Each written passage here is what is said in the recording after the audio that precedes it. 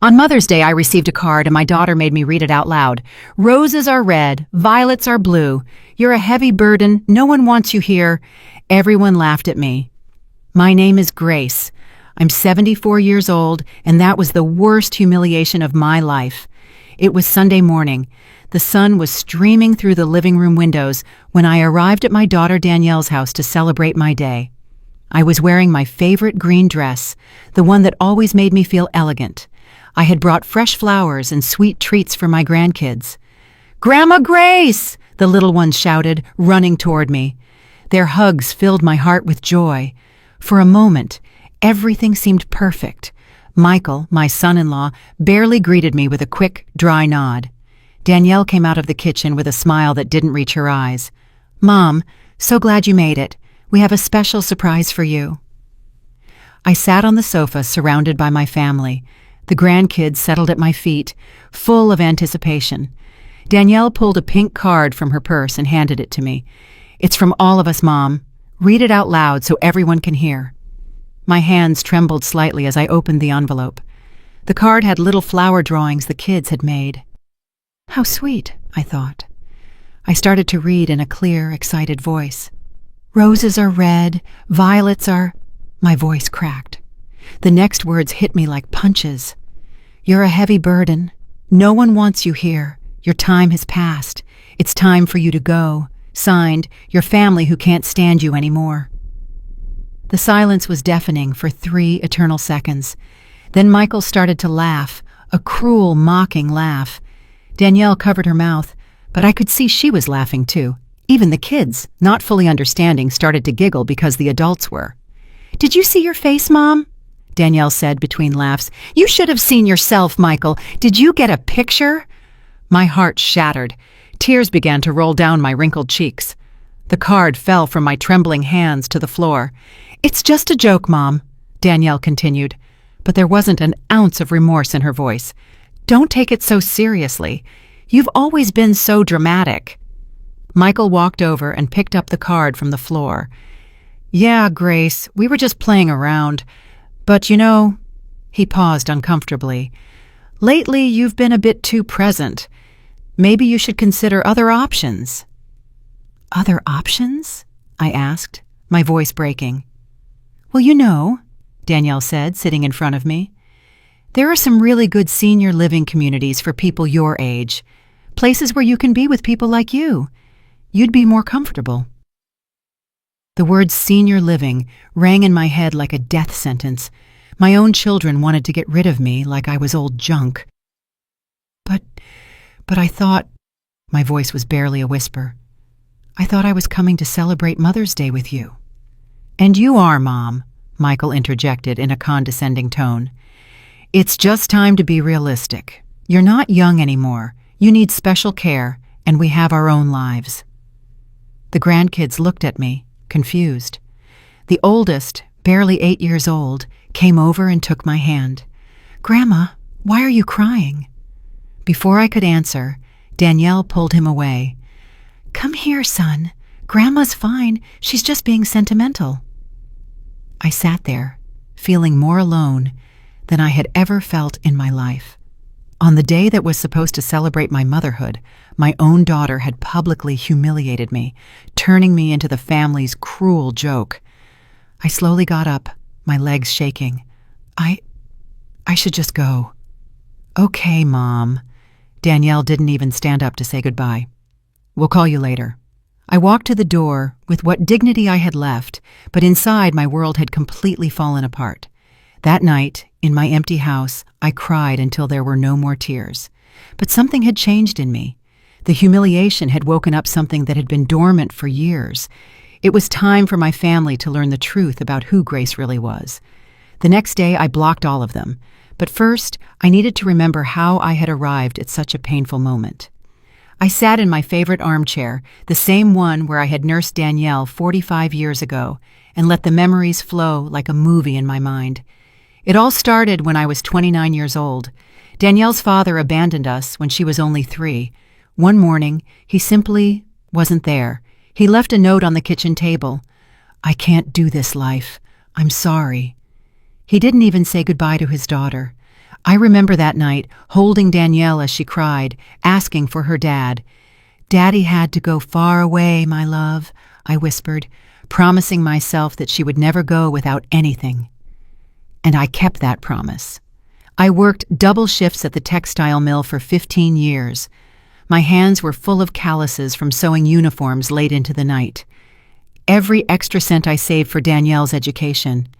When she was 17 and wanted to study nursing, I sold my mother's jewelry. It was the only valuable thing I owned. But I saw the bright eyes of my daughter talking about her dream, and I didn't hesitate for a second. "Mommy, are you sure?" she asked me that day. "Completely sure, my love. Your education is the most important thing." During her 5 years of university, I worked weekends cleaning offices. I would come home with a wrecked back. But when I saw Danielle studying at the dining room table, it was all worth it. The day of her graduation, I cried with pride. "We did it, Mommy," she said, hugging me tight. "This wouldn't have been possible without you." Later, she met Michael. At first, I liked him. He was polite, hardworking, and seemed to genuinely love her. When they got married, I paid half of the wedding. It was $12,000 that I had saved for years, but I wanted my daughter to have the wedding of her dreams. "Mom, this is too much," Danielle protested when I handed her the check.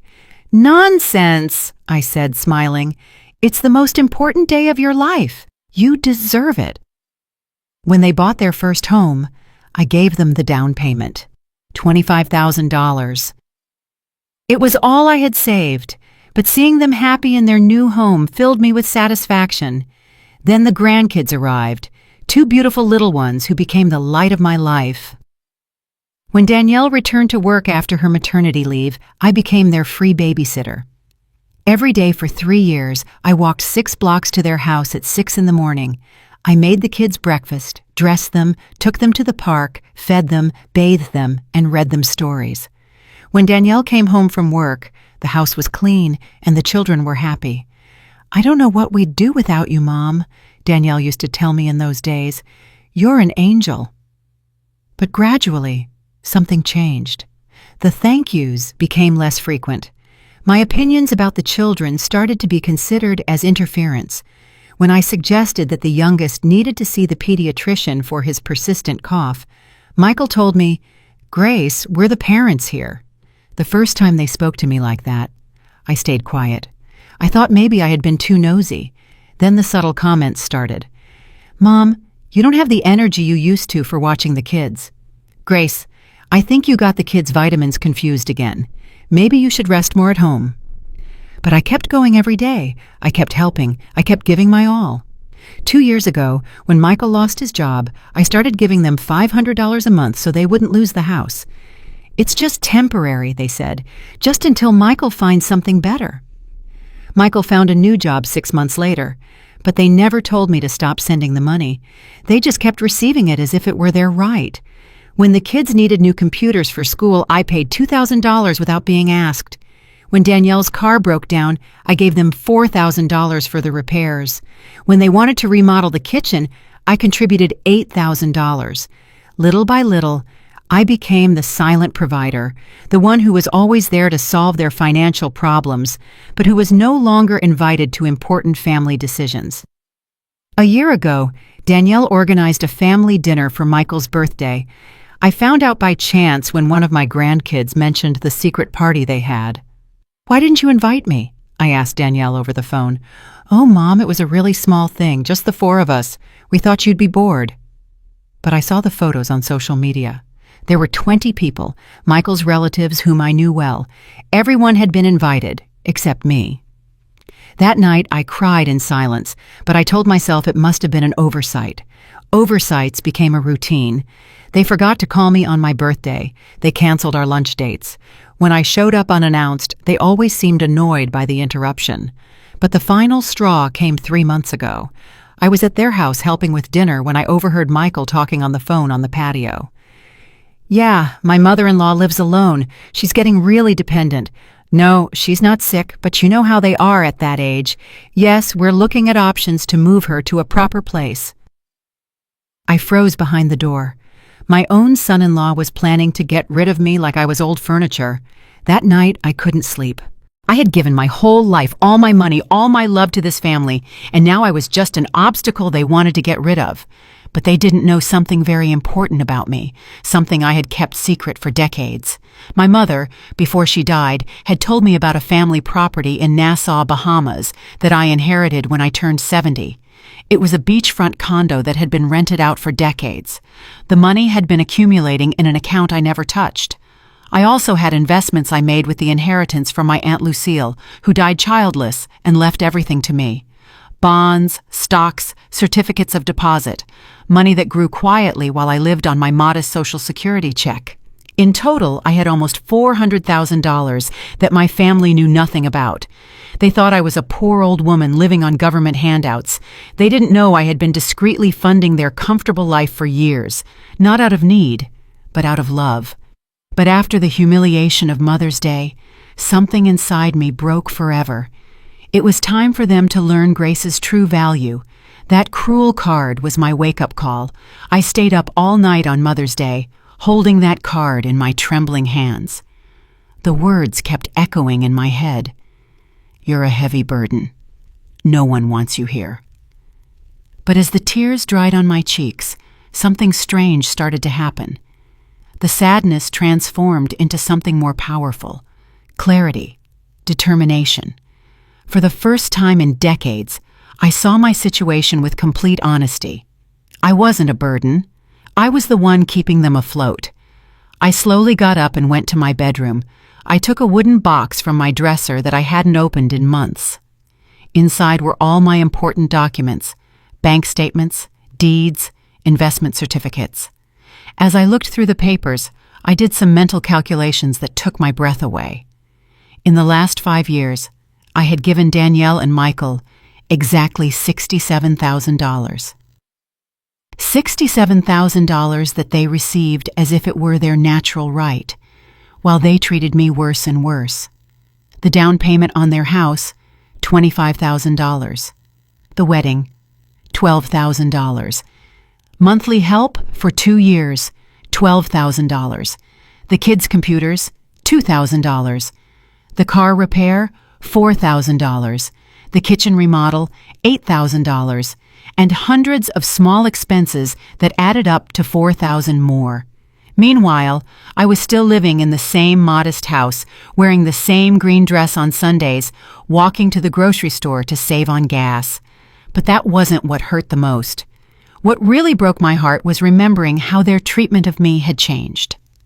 I remembered my oldest grandson's birthday 6 months ago. I had arrived early to help decorate, as I always did, but when I knocked on the door, Michael opened it with a look of annoyance. "Grace, the party doesn't start until 3. Why are you so early?" "I thought I could help with the preparations," I said with a smile. "We don't need any help. Danielle has everything under control." Behind him, I saw his mother, Brenda, hanging balloons in the living room. She had been invited to help. I was treated like an unwelcome guest. "I can wait outside until 3, I mumbled, feeling humiliated. "Don't be dramatic, Mom," Danielle said, appearing from the kitchen, wiping her hands on an apron. "You can stay, but don't get in the kitchen. You know you get confused with recipes." I got confused with recipes? Me, who had cooked for that family for decades? That day, I sat in a corner of the patio like a stranger at my own grandson's party. I watched as Brenda helped with the food, as the other guests complimented her on the cake she had baked. Meanwhile, I, who had paid for half the expenses of that party, was completely ignored.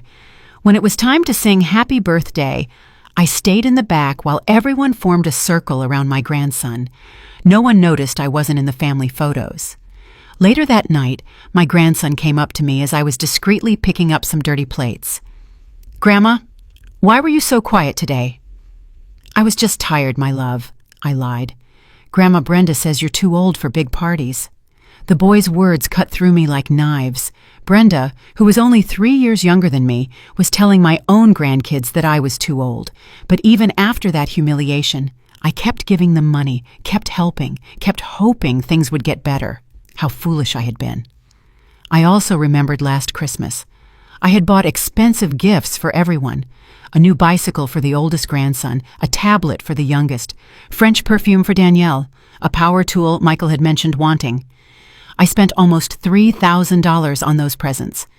On Christmas Eve, I arrived with my hands full of beautifully wrapped packages. The kids ran to me, excited, but Danielle quickly called them over. "Kids, put Grandma's presents under the tree with the others. We'll open them all together tomorrow." My gifts got lost among the mountain of packages they had bought themselves. When it was time to open them, no one mentioned who had given what. The kids vaguely thanked everyone for their gifts, but the most painful part came afterward. I had also brought a special gift for Danielle, a pearl necklace that had belonged to my grandmother. It was an antique piece, valuable and full of family history. "Mom, it's really pretty," Danielle said without even trying it on. "But you know I don't wear a lot of jewelry. Maybe you should save it for when the grandkids are older." She handed the box back to me, without even opening the clasp to see the pearls up close.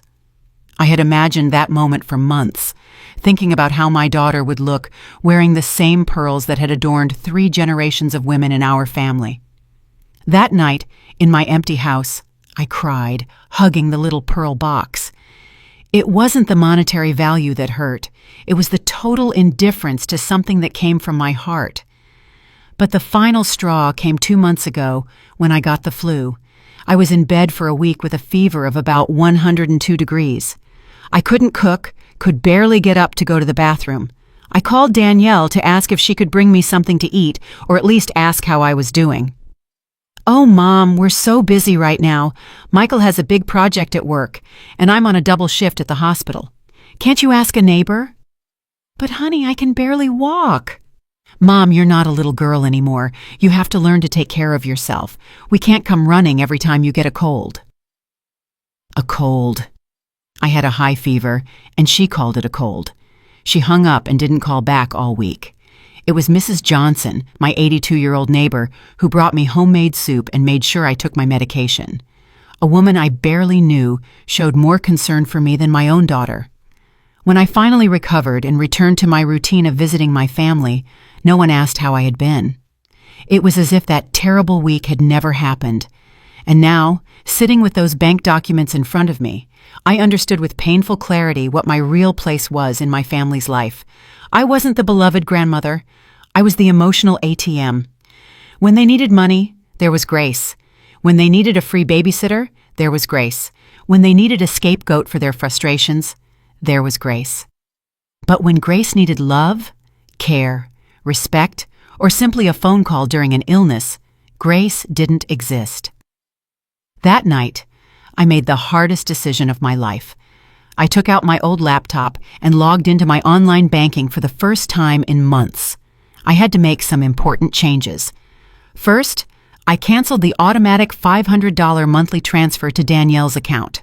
Second, I closed the joint savings account we had opened for family emergencies, which only they used. Third, I changed my will. Everything I had designated for Danielle and Michael would now go to a foundation for abandoned seniors. And fourth, I did something I never thought I would do. I bought a plane ticket. It was time to see that property in Nassau I had inherited. It was time to start the life I deserved.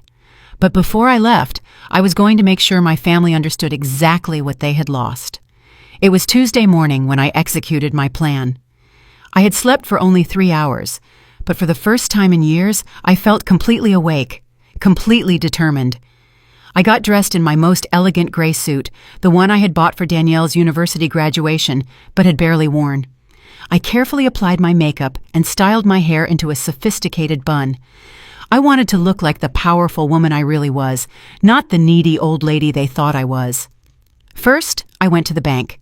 My financial advisor, Mr. Henderson, was surprised to see me so early. "Mrs. Grace, how can I help you today?"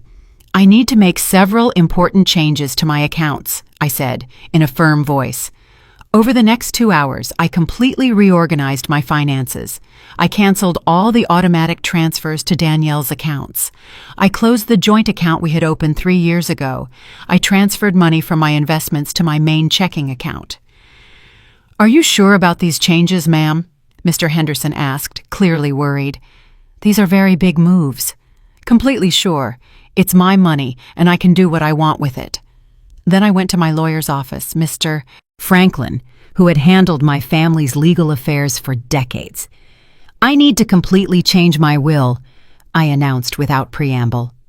Mr. Franklin, an older man who had known me since Danielle was a child, took off his glasses and looked at me with concern. Grace, is everything okay? This is a very drastic change. Everything is perfectly fine. For the first time in years, I see things with total clarity. I explained exactly what I wanted. Everything I had designated for Danielle and Michael would now go to a foundation for homeless seniors. I also established a trust for my grandkids that they could only access when they turned 25, and only if they maintained genuine contact with me, not out of family obligation. Grace, don't you think you should think about it for a few more days? These decisions are irreversible. I've had 74 years to think about it, Mr. Franklin, and the last 5 years have taught me everything I needed to know. I signed the documents with a steady hand. There was no shaking, no doubt. My next stop was the travel agency. I had researched my property in Nassau all night. It was a 3-bedroom condo in a beautiful neighborhood. It had been rented for years by a property management company, generating income that was accumulating in a Bahamian account I had never touched.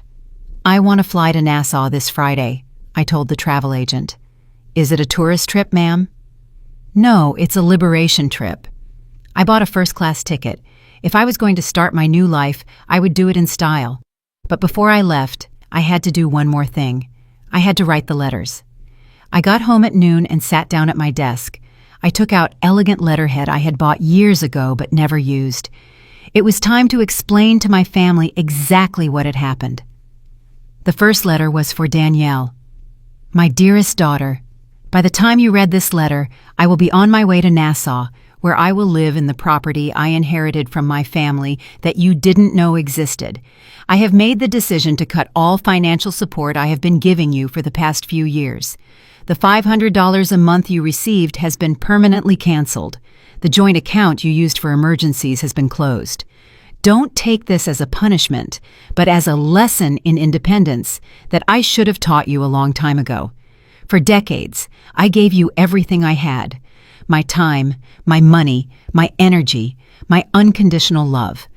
But at some point, you decided that I was a burden instead of a blessing. The Mother's Day card was simply the last straw. But the problem started much earlier, when you stopped seeing me as your mother and started seeing me as your personal maid and private bank. I have changed my will. My inheritance will now be given to people who truly value generosity and family love. Your children will have access to a trust when they turn 25, but only if they prove they can maintain a genuine relationship with me. Do not look for me for money. Do not call me to ask me to come back. Do not send the grandkids to emotionally manipulate me. If you really want to get your mother back, you're going to have to prove that you value me for who I am, not for what I can give you. Your mother, who has finally learned to value herself, Grace. The second letter was for Michael. Michael, I never saw you as just my son-in-law. I accepted you as the son I never had, but you turned me into the awkward mother-in-law you wanted to get rid of. I heard your phone conversation 3 months ago when you were talking about finding a proper place to move me, as if I were old furniture getting in the way. What you didn't know is that a proper place was always in my hands.